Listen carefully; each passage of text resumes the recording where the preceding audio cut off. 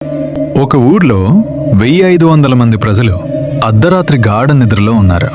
కానీ తెల్లారి చూసేసరికి ఆ ఊర్లో ఒక్క మనిషి కూడా లేడు. కనీసం పిల్లి గాని కుక్క గాని ఏ ప్రాణి కూడా అక్కడ మిగలలేదు. వీళ్ళంతా ఎక్కడికెళ్లారు? భూమి మింగేసిందా? ఆకాశం లాగేసిందా? ఇప్పటికీ ఈ ప్రశ్నకు సమాధానం దొరకని ఒక మిస్టరీ రాజస్థాన్లోని కుల్దారా గ్రామం. రాత్రికి రాత్రే ఊరంతా ఖాళీ చేసి వెళ్ళిపోయిన ఆ శాపగ్రస్త గ్రామం గురించి ఈరోజు తెలుసుకుందాం. వీడియోలోకి వెళ్లే ముందు ఇలాంటి ఎన్నో ఇంట్రెస్టింగ్ విషయాల కోసం మన అన్టోల్డ్ ఇన్ఫర్మేషన్ ఛానల్ని ఇప్పుడే సబ్స్క్రైబ్ చేసుకోండి. రాజస్థాన్లోని జైసల్మేర్కు సుమారు 18 కిలోమీటర్ల దూరంలో ఉంది ఈ కుల్దారా గ్రామం. 13వ శతాబ్దంలో పాలివాల్ బ్రాహ్మణులు ఈ గ్రామాన్ని నిర్మించుకున్నారు. వీరు చాలా తెలివైన వారు. ఎడారిలో నీటి ఎద్దడి ఉన్నా కూడా వ్యవసాయంలో అద్భుతమైన టెక్నాలజీని వాడేవారు. సుమారు 600 ఏళ్ల పాటు ఈ గ్రామం ఎంతో సంతోషంగా ఉంది. అక్కడ సుమారు 84 గ్రామాలు కలిసి ఒకే కమ్యూనిటీగా ఉండేవి. కానీ 19వ శతాబ్దం ప్రారంభంలో అంతా మారిపోయింది. అప్పట్లో జైసల్మేర్ రాజ్యానికి ప్రధానమంత్రిగా సలీం సింగ్ అనే వ్యక్తి ఉండేవాడు. అతను చాలా క్రూరుడు. ప్రజల దగ్గర విపరీతంగా పన్నులు వసూలు చేసేవాడు. ఒకరోజు సలీం సింగ్ కన్ను కుల్దారా గ్రామ పెద్ద కూతురుపై పడింది. ఆమె చాలా అందంగా ఉండేది. ఎలాగైనా ఆమెను తను పెళ్లి చేసుకోవాలని, లేదంటే ఆ గ్రామం మీద దాడి చేస్తానని హెచ్చరించాడు.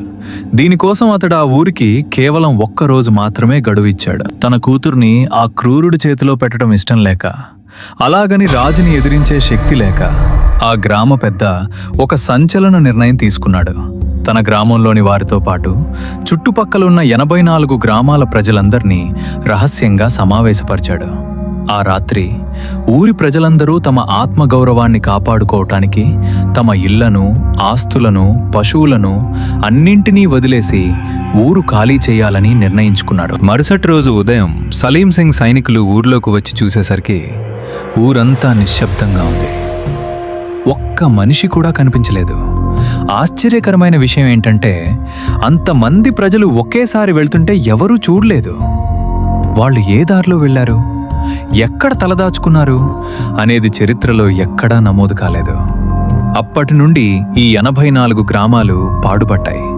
అయితే వెళ్లే ముందు ఆ బ్రాహ్మణులు ఈ భూమిని శపించారు. ఇకపై ఈ నేల మీద ఎవరూ నివసించలేరు. ఇక్కడ ఎవరైనా ఇల్లు కట్టుకుంటే అవి సర్వనాశనమైపోతాయి అని శపించి వెళ్లారు. ఈరోజు కుల్దారా గ్రామాన్ని ప్రభుత్వం ఒక టూరిస్ట్ ప్లేస్గా మార్చింది.